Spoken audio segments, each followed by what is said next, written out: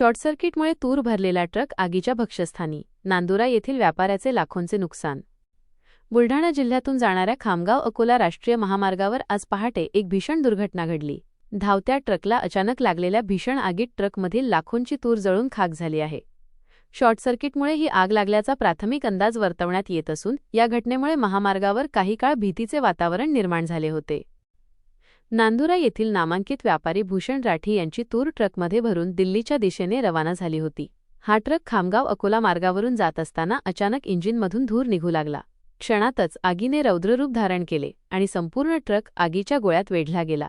यावेळी ट्रक चालकाने कमालीचे प्रसंगावधान राखत चालत्या ट्रकमधून उडी मारली, ज्यामुळे त्याचे प्राण थोडक्यात वाचले.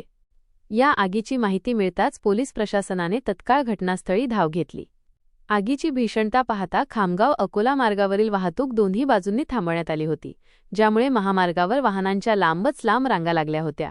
माहिती मिळताच अग्निशमन दलाच्या गाड्यांनी घटनास्थळी दाखल होत आगीवर नियंत्रण मिळवण्यासाठी शर्थीचे प्रयत्न केले. मात्र आग इतकी भयानक होती की ट्रकमध्ये असलेली लाखोंची तूर पूर्णपणे जळून खाक झाली.